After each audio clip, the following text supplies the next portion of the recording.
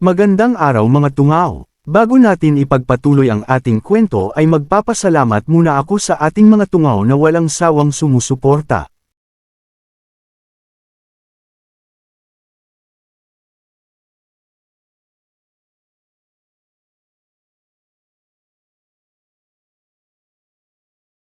Pero kung nais nyo pang makatulong pwede naman kayo maglapag ng inyong kakaunting gold coin sa Super Thanks. Pindutin nyo lang yan ang Super Thanks sa ibaba at kayo na bahala. Maraming salamat mga tungaw, love you all. Kaya dismayado na nagsabi na lang sa kanyang isipan si Louis Feng na hindi niya natuloy nasabi na mayroon siyang wild ginseng sa kanyang inner space, at mayroon din daw siyang milyones sa kanyang bank account. Bukod pa dyan ay isa siyang may-ari ng lungsod sa kabilang mundo. Ngunit ngumiti muli ito at nagsabi na ayos lang lahat dahil sa kanyang palagay ay ito na ang kanyang magiging kapitbahay sa ngayon. Dahil kung hindi man siya lalabas ng ilang mga araw ay iisipin lang ng mga ito na nagsusulat lang siya ng mga nobela. Kaya masaya na rin ito dahil maiiwasan niya ang mga pagsuspecha nila sa kanyang pagkatao. At muli pa itong nagsabi na miss niya na daw si Mina at ang iba pa niyang mga kaibigan. Napupunta ang eksena sa kastilyo ng Ziyang City. At makikita natin nakakalabas lang ni Louis Feng sa portal galing sa Earth. Nakangiti itong nagsabi sa kanyang isipan na sakto lang daw ang dating kasi umabot siya sa hapunan. Ngunit nagulantang ito nang makita ang lamesa na walang tao. Kaya nagtanong ito kung ano daw kaya nangyari. Ilang sandali lang ay biglang yamakap sa kanyang paa ang maliit na panda, ay mabilis niya naman itong kinuha para yakapin at himasin. Nagtanong itong si Louis Feng kung nasaan daw kaya ang mga kasamahan niya. Ngunit may tumawag sa kanya dahilan para lumingon ito kung sino ang tumawag sa kanya. Ilang sandali lang ay mabilis din naman yamakap si Nicole kay Louis Feng, kaya nakangiti nang nagtanong si Louis Feng kay Nicole kung namiss daw siya nito. Dahil sa sinabi ni Louis Feng ay mabilis din naman na kumawala sa pagkayakap si Nicole na namumula ang pagmumuka sa sobrang hiya nito. At nauuto itong nagsalita na oo daw ay hindi pala, dahil sa reaksyon ni Nicole ay nagbuntong hininga na lang si Louis Feng at tinanong niya na lang si Nicole kung nasaan na daw ba ang iba nilang kasama. Tinanong niya pa ito na oras daw ngayon ng hapunan bakit wala sila. Si Nicole naman ay tila nahimasmasan ng kakaunti kaya nabanggit nito kay Louis Feng na si Adan daw na kapatid ni Baron Omar ay nais sakupin ang Ziyang City. Gulat na gulat naman si Louis Feng sa kanyang mga narinig at hindi ito makapaniwala sa mga sinabi ni Nicole. Naging seryoso naman si Nicole at sinabi niya kay Louis Feng na naghanda na sila sa pag-atake ni Adam, at pinanggako nila na kahit wala daw ang kanilang master ay sisiguraduhin nila na protektahan ang buong Ziyang City. Kaagad na itong masayang yamakap kay Louis Feng at nagsabi na ngayon narito na daw ang kanilang master ay wala na silang dapat pang ikabahala. Pinagmamasdan naman ni Louis Feng si Nicole at nagsabi ito sa kanyang isipan na madami daw pala ang mga nangyari sa Ziyang City sa loob lang ng 2 araw. Biglang ngumiti si Louis Feng at kumislap ang mga mata nito at sinabi niya kay Nicole na wag na itong mag-alala dahil narito na siya at tatalunan nila itong si Adam. Manghang-mangha naman na sumang-ayon si Nicole sa kanyang master Louis Feng. Ilang sandali lang ay inutusan niya na si Nicole para puntahan ang iba nilang kasamahan. Dagdag pa nito na kahit gaano pa sila kabala ay dapat kumain pa rin sila. Mabilis naman tumakbo si Nicole at sumang-ayon ito sa mga sinabi ni Louis Feng. Habang pinagmamasdan ni Louis Feng ang nagmadali na si Nicole at nagsabi ito sa kanyang isipan na sigurado na siya sa kanyang isipan na dito siya nararapat. Samantala napupunta ang kwento sa Forbidden Mountain. At sa paanan nito ay may tila isang village na iilan ang mga bahay. Sa labas ng bakod ay may mga nilalang na nagronda. May isang nilalang ang nakatapak ng maliit na sanga, kaya ang isa sa mga nagronda ay naghanda ito at pinahinto niya at tinanong nito ang nilalang kung sino daw ito. Seryoso naman na nagsalita ng nilalang at nagsabi na sabihan daw nito ang kanyang pinuno na narito si Avery ng Wolf Race. Nang marinig ng mga ibang bantay ay natuwa sila dahil narito na daw ang kanilang Lord Avery. Kaya nakangiti na nagsabi ang isa na maghintay lang daw muna ito dahil balitaan niya daw ang kanilang pinuno. Makalipas ang ilang sandali ay makikita natin na pumasok na si Avery sa tila isang maliit na kubo.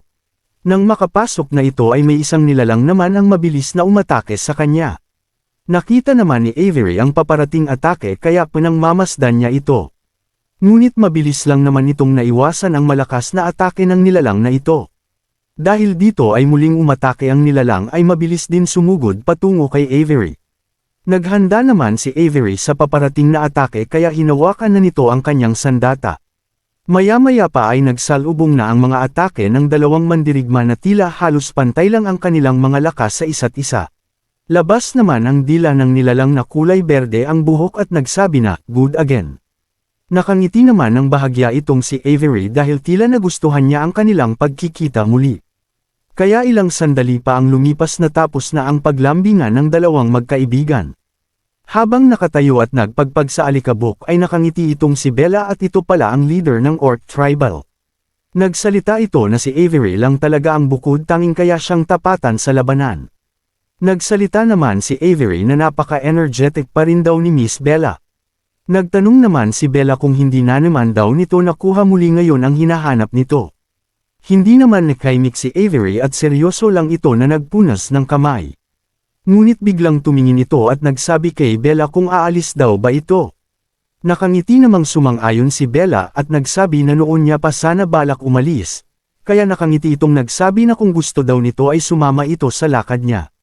Seryoso naman na nagtanong si Avery kung itutuloy pa rin daw ba nito ang plano na yan. Seryoso din naman na sumagot si Bella, sinabi nito na itutuloy niya daw ang plano na ito. Dagdag pa nito na hanggang mayroon mga masasamang halaman sa mundo ng chaos ay hindi siya titigil na lipulin ang mga ito. Dito pinapakita na sa parteng east of Forbidden Mountain ay may tatlong makapangyarihan. Una ay ang Yinglao Kingdom, Manche Kingdom, at ang Tadjan Kingdom. Samantala, noong matapos ang huling trono ng hari ng Manche Kingdom ay nagkaroon ng mga pag-alsa. Marami ang mga nagrebelde at nahati ang kingdom sa tatlong principality, ito ay ang Malan Principality, Minor Principalities, at ang Chama Principality. Ngunit dahil sa nais ng bawat isang principality ay nasakop ang buong kingdom ay nagdulot ang mga ito sa malawakang mga digmaan para magdulot ng kaguluhan. Kaya ang naging tawag sa mga tao dito ay The Land of Chaos. Nagtanong naman si Avery kay Bella na kung paano nito masasakop ang mga tao kung may kakaunti na bilang lang siya na hukbo ng mga orc. Sa tanong naman ni Avery ay sumagot naman si Bella na paano naman nila malalaman kung hindi nila susubukan ito. Dagdag pa nito na ang principality ng mga tao ngayon ay nahahati dahil halos lahat ay nag-aagawan ng teritoryo, kaya ito na ang kanilang pagkakataon para umeksena. Nakangiti pa itong nagsabi na kung hindi man nila matalo at masakop ang mga lugar, ay mananatiling mga magnanakaw pa rin sila dito sa bundok at harangan nila ang mga caravan ng mga tao. Sa mga sinabi ni Bella ay nagbuntong hininga na lang si Avery dahil tila walang matinong plano itong kanyang kaibigan. Ngunit naging seryoso ang pagmumuka ni Bella at nagsabi na kumpara naman daw ito kay Avery na patuloy pa rin ang paghahanap sa flat-chested na nilalang na iyon hanggang ngayon. Kaya may pangungutya itong nagtanong kay Avery na kung hanggang kailan ito maghahanap. Dagdag pa nito na kung patuloy pa rin ba ito sa paghahanap sa nilalang na yun nang walang kasiguraduhan. Dahil sa pangungutya ni Bella ay nap-icon itong si Avery at nag-iba ang aura nito kasabay ng pagtutok nito sa leeg ng kanyang sandata. Seryoso itong nagsalita na hindi siya makapapayag na humantong pa sila sa ganito kung patuloy itong magsabi ng walang kabuluhang bagay. Nakapikit naman si Bella na nagsalita kay Avery kung patuloy na lang ba itong aakuin ang responsibilidad niya bilang isang wolf race sa buong buhay nito. Kasabay nito ay hinawi niya ang espada na nakatutok sa kanya. Nagdilim naman ang pagmumuka ni Avery at maangas na nagsabi na ang kanyang espada ay nakatali sa prinsesa na kanyang pinanglingkuran. Dahil sa mga sinabi ni Avery ay muling nagsalita si Bella na gawin na lang daw nito ang nais nitong gawin. Maya-maya pa ay nagtanong si Avery kay Bella kung nasaan daw ba si Diz. Tanong pa nito na kung pinalo na naman ba muli niya ito. Nagsabi naman si Bella na wala daw siyang ginawa na mga boring na mga gawain doon. Bagkus ay kailangan na nitong mabuhay ng sarili nitong mga paa at siya na din ang dapat pag-decide ng kanyang sariling buhay. Nagtanong naman si Avery kung ano ang ibig nitong sabihin. Sumagot naman si Bella na wag itong mag-alala dahil alam niya na nasa maayos ang kalagayan ni Diz ngayon. Naging seryoso muli ang pagmumuka nito at nagsabi ito na mayroon lang daw siyang aasikasuhin na isang langaw sa ngayon. Ang ating kwento ay napupunta sa mga nilalang na nakasakay sa mga kabayo. Dito ay makikita natin na ito pala ay isang hukbo na mabilis na tumatakbo at pinangunahan ni Baron Omar at tila medyo marami ang mga bilang ng kanyang mga tauhan. Maya-maya pa ay nagbigay ito ng hudyat na tumigil daw muna sila. Seryoso itong nagtanong sa kanyang tauhan na kung gaano pa daw kalayo ang Ziyang City. Sumagot naman ang tipaklong na kung patuloy silang maglalakbay ngayong gabi, ay tiyak niya na bukas ng umaga na sila makakarating doon. Tumingin naman sa itaas si Adam at nagsabi na ang panahon ay tila hindi maganda. Kaya lumingon ito sa kanyang mga tauhan na maghanap daw sila ng pwede nilang mapaglipasan ng gabi. At bukas ng umaga na sila tutuloy patungo sa Ziyang City. Mabilis din naman sumang-ayon ang mga tauhan nito. Makalipas ang ilang sandali ay tila nakagawa na ng paghingahan ang mga hangal at ating makikita na abala ang mga ito sa paghanda ng kanilang makakain. Samantala sa loob naman ng tent ay nagpapasalamat ang tauhan ni Adam dahil sa pag-utos na magpalipas ng gabi ngayon dito. Dagdag pa nito na malapit na daw sila sa Forbidden Mountain kaya tinitiyak niya na kung nagpatuloy sila ngayon sa paglalakbay ay maraming mga mabangis na mga hayop ang kanilang masasagupa, bukod pa dyan ay may pagkakataon na ang kanilang mga ibang sundalo ay malalagay sa panganib. Sa mga pahayag ng tauhan ni Adam ay ngumiti itong nagsabi, na sila daw na mga sundalo ay mayroon din mga pamilyang naghihintay kaya hindi niya pwedeng ipahamak ang mga ito. Ngunit sa loob-looban nito ay may masamang pag-iisip, dahil alam nito na ang kanyang mga tauhan ngayon ay ang mga elit ng kanyang tatay. Kumpara daw sa mga elit ng kanyang kapatid na si Omar ay di hamak na mas malalakas ang mga ito, dahil ang bawat isang elit ay kayang tumalo ng 3 kawal. Dahil sa mga narinig ng tipaklong ay nakangiti itong nagsabi kay Adam, na dahil daw pinahahalagahan sila ni Adam ay mas ibibigay nila ang kanilang best sa labanan na ito. Muli naman nagsabi si Adam na kung ganoon daw ay aasahan niya na mapapatay nila ang Lord ng Ziyang City na si Louis Fang. Mabilis din naman na sumang-ayon itong tipaklong sa mga sinabi ng tungaw na si Adam. Dahil dito ay ngumiti ito na parang isang demonyong uhaw sa pagpatay. Nagdilim naman ang aura ng tungaw at nagsabi sa kanyang isipan nagpapasalamat ito kay Omar, dahil binigyan daw siya nito ng pagkakataon para sakupin ang Ziyang City. Dagdag pa nito na kung mapatay niya si Louis Fang ay mapapasakan niya na ang malaking trade market, ang Zuishaw Building at higit sa lahat ay ang buong Ziyang City. Muli pa itong ngumiti at nagsabi na kung makukuha niya lahat sa Ziyang City ay may pagkakataon siya na makasuporta sa ika-4 na prinsipe para ito ang makakuha ng trono. Dagdag pa nito na kung magkagayon ay tataas ang kanyang kalagayan patungo sa pagiging count, o hindi naman kaya ay isang duke na mas higit ito kesa sa kanyang tatay. Ang eksena ay napupunta sa kastilyo ng Ziyang City, sa loob nito ay nagsabi ang sundalo kay Louis Fang na naririto na daw sila Adam, ang lokasyon daw ay nasa east ng Ziyang City at kasalukuyang gumawa ng mga kampo ang hukbo nila. At kung susumiin ay nasa kalahating araw na paglalakbay ang layo ng mga ito. Lumingon naman si Louis Fang sa kanyang mga kasamahan niya at tinanong nito kung nakahanda na daw ba sila. Maangas at nakangiti namang sumang-ayon ang grupo nina Louis Fang. Kaya naging seryoso na muli si Louis Fang at nagsabi na kung ganoon ay good sa alright na daw ang lahat. At maangas niyang sinabihan ang kanyang mga kasamahan na kailangan nilang lusubin at patayin ang lahat ng mga ito bago pa makarating sa kanilang lungsod. Pasiga naman na sumang-ayon ang mga ito. Ang ating kwento ay napunta sa kampo ng mga tungaw at halos maayos at maaliwalas lang ang kapaligiran. Ngunit nagising itong si Tipaklong at nagsabi na tila ay may kakaiba daw na nangyayari sa labas. Ngunit hindi na ito tuluyan pang pinatayo sa kanyang higaan dahil may isang nilalang na mabilis na sumugod patungo sa kanyang harapan. Nagsigawan naman ang mga hangal dahil mayroon daw gabing pag-atake sa kanila kaya magsipaghanda daw silang lahat. Dahil sa ingay ay pati ang tungaw na si Baron Adam ay nagising, kaya bumangon ito para alamin ang nangyayari. Kaya mabilis na din itong sumilip sa labas. Maya-maya pa ay nagulantang ito sa kanyang nakita na mga kaganapan. Dito ay makikita natin na inaatake na pala ang kanyang hukbo at ang grupo pala ni Bella at Avery ang may pukanan ng lahat. Habang naglalakad itong si Bella ay binati niya itong si Adam ng magandang umaga langaw. Naging seryoso muli ang mga titig nito at inutusan niya na ang kanyang mga kasamahan na patayin daw lahat ang mga langaw. Samantala ang eksena ay napupunta sa grupo naman ni Louis Fang na may marami din na bilang na mga sundalo ang kasama nito. Nagsabi naman si Louis Fang na naririto na sila, Pinaliwanag niya na dito nila aabangan ang hukbo ni Baron Adam. Pinaliwanag nito na sapat na daw ang daan na ito para ubusin ang hukbo ni na Adam, dahil may mga matataas na bato sa magkabilang gilid kaya ang mga tauhan nito ay tiyak na sa gitna lang ang mga ito dadaan ng iisang hanay at hindi makapag-gather. Sinabi pa nito na kung silang mga nasa itaas ay aatake sa dalawang hanay tiyak niya na ang potential energy ay magdadala ng gravitational acceleration patungo sa mga tungaw na tiyak niya na mabilis lang nila itong matatalo. Sa mga sinabi ni Luifeng ay tila na pag-isipan naman ng dalawa dahil bago sa pandinig nila kung ano daw kaya ang gravitational acceleration. At ano naman daw ang potential energy. Ngunit si Luifeng ay nagsumigaw na ang access na daanan ito sa parteng east ng Ziyang City ay siyang mag-ubos sa kanilang mga kalaban. Kaya sinabihan niya ang kanyang mga kasamahan na patayin daw nilang lahat ang mga hangal na hukbo ni Baron Adam. Malakas naman na sumigaw ang mga kasamahan nito at sumang-ayon sa pahayag ng ating bida.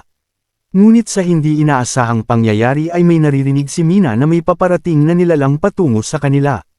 Kaya pinayuhan niya ang kanyang mga kasamahan na magsipag-handa dahil may patungo sa kanilang direksyon. Sa isipan naman ni Mina ay nagtaka ito dahil bakit tila mas maaga daw ang pagdating ng mga tauhan ni Baron Adam. At nang malapit na ang nilalang sa labasan ay nag-utos si Mina na patamaan ito ng palaso, kaagad din naman itong sinunod ng kanyang tauhan at mabilis ng panyana ang palabas na nilalang. Ngunit sa hindi inaasahang pangyayari ay naiwasan lang ito ng nakabaluti na nilalang at natakot ito dahil kamuntikan na itong nang matamaan. Maya-maya pa ay nagsusumigaw na ito na huwag daw siyang patayin dahil isa lang daw siyang tagapaghatid ng sulat. Nakilala naman ito ni Dis at tinawag niya itong Marzi, nagtataka siya na nagtanong kung bakit daw ba ito naririto. Nagsabi naman ang nilalang sabay luhod na may dala daw siyang sulat galing sa kanilang Lord Bella upang ipahatid sa kastelya ng Ziyang City na si Luifeng. Nagsabi naman si Luifeng na titingnan daw niya ito. Binasa naman ni Luifeng ang nilalaman ng liham, nakasaad doon na si Bella daw ang big sister ni Dis, at siya din ang leader ng mga bandidong orc. Saad pa nito na narinig daw niya na tinayo daw nito ang Ziyang City sa maayos na paraan. Bukod pa dyan ay panalo daw ang pag-ibig at pagrespeto sa bawat isa maging tao man ito o isang orc. At binati niya ito ng congratulations. Muli pa ito nagsabi na alam niya na ang kanyang kapatid na si Dis ay nasa kanyang panig, kaya ingatan niya daw ito at ang kapalit ay susubaybayan niya ang buong Ziyang City. Sa nabasa ni Luifeng ay dismayado ito dahil hindi daw ito pag-congrats ang sulat kundi tila isa itong babala sa kanya. Samantala sa hulihan ng sulat ay nakalagay na ang kanyang kapatid daw ay sexy at may malulusog at malambot na bundok arayat, okay lang daw sa kanya kung magkwentuhan sila at mabuntis si Dis. Namula naman ang buong pagmumuka ni Luifeng at tila naging isang bulkan ang ulo nito na sumabog sa kapal ng usok. Dahil dito ay nagtaka si Dis at tinanong niya kung ano daw ba ang kanasaad sa sulat. Kasabay nito ay lumapit ito kay Luifeng upang masilip ang liham. Kaya nang makita at mabasa niya ang sulat ay nagulantang ito sa hiya. Kaya mabilis nitong pinagpunit ang sulat at nagsusumigaw na palagi daw siya nitong pinangungunahan. Ilang sandali lang ay tinanong niya ang tauhan ni Bella kung bakit daw ito nagpadala ng liham sa ganitong sitwasyon. Nagsalita naman ang tao ay sinabi nito na si Lord Bella daw niya ay mangguna sa kanila patungo sa Land of Chaos. Bukod pa dyan bago daw sila magtungo doon ay may papatayin daw muna itong isang noble. Nagtanong naman si Luifeng kung tama daw ang narinig niya isang noble. Papatayin daw ba nito si Adam? Sa mga narinig ni Dis ay wala itong paligoy-ligoy at mabilis itong pinatakbo ang kanyang kabayo. Pasiga naman na pinapahinto ni Luifeng si Dis. Ang eksena ay nasa sa apat na tungaw na mabilis lang na pinatay ni Bella nang walang kahirap-hirap. Maging si Avery ay ganun din ang kalagayan dahil mabilis lang din itong tinatanggal ang mga buhay ng mga tungaw na kanyang nakalaban. Samantala ang ibang tauhan ni Baron Adam ay nag-alangan ng lumaban, kaya isang tungaw ang nagsabi na wag daw silang matakot dahil kakaunti lang naman daw ang bilang ng kanilang mga kalaban. Ilang sandali lang ay mabilis na din lumusab ang dalawang tungaw patungo sa isang orc na nakatalikod. Ngunit isang orc namang sinangga ang pag-atake at nagsabi na tutulungan niya daw ito. Nakangiti naman ang isa dahil sa pagsadyap nito sa kanya. Si Baron Adam naman ay pinagmamasdan nito ang mga orc kung paano lumaban, kaya sumagi sa kanyang isipan na ang mga orc daw na ito ay halos pantay sa pag-train ng mga Kingdom Knight. Dagdag pa nito na tila hindi ito isang klaseng mga bandido lang. Kaya habang pinagmamasdan niya ang mga ito ay sinabi niya na nais lang siguro ng mga ito na makatakas. At bukod pa dyan ay wala siguro itong mga kaalaman sa kanilang pinaggagawa ngayon at sumusunod lang sa ipag-uutos ng kanilang Panginoon. Kaya malakas na itong sumigaw at pinahinto nito ang laban. Nagsabi pa ito sa grupo ni Bella kung sila daw ba ay napag-utusan ni Louis Feng. Sa pagsigaw ng tungaw ay bahagyang huminto ang paglalaban ng mga hangal. Maya-maya pa ay nakangiti naman na tinanong ni Bella si Tungaw kung anong Louis Feng daw pinagsasabi nito. Samantala ay hindi naman naniwala itong Tungaw at nagsabi na wag na daw siyang gawing tanga ng mga ito, dahil batid niya mga bayaran sila dahil napansin niya ang mga galawan nila na hindi sila mga ordinaryong mga orc. Dagdag pa nito na kung susunod ito sa kanya ay gagawin niyang 10 beses ang bayad niya sa binayad ni Louis Feng. Tumawa naman ng malakas itong si Bella at nagsabi ito na ang kanyang narinig ngayon ay ang pinakamasaya na kanyang narinig sa tanang buhay niya. Kaya mahinahon itong nagsabi na hangal daw ito dahil hindi sila binayaran o inutusan ni Louis Feng. Dahil sa narinig ni Baron Adam ay nagulantang ito sa gulat at hindi makapaniwala sa kanyang mga narinig. Muli naman na nagsalita si Bella na kahit papaano daw ay may kapirasong laman daw ang utak nito dahil nalaman nito na hindi sila mga ordinaryong orc. Seryoso na itong nagpakilala na sila ay ang mga Brutus Orc na siyang knight ng hari nila. Sa narinig ni Adam ay napaatras ito at hindi makapaniwala sa kanyang mga nalaman at tila bigla itong natakot. Kaya mabilis niya nang inutusan ang kanyang mga tauhan na umatras na daw sila. Samantala isang espada naman ang mabilis na naglakbay sa ere, at tumama ito sa likuran ng Tungaw na si Adam at gulat itong pinagmamasdan ang espada na nakatusok sa kanyang katawan. Dahil dito ay mabilis na din itong bumulagta sa lupa at nakipagsundo na ito kay kamatayan. Napasigaw naman ang mga Tungaw dahil nakita nila na wala ng buhay ang kanilang Lord Adam. At ang may gawa nito ay si Bella na hinagis pala ang isa nitong espada patungo kay Tungaw, kaya nag-aalala na nagsabi ang tauhan ni Adam na wala na daw buhay ang kanilang Lord Adam. Samantala hindi pa nakontento si Bella dahil inutusan niya na ang kanyang mga tauhan na patayin daw lahat ng mga langaw. Kaya isang madugong larawan ang tumambad sa atin.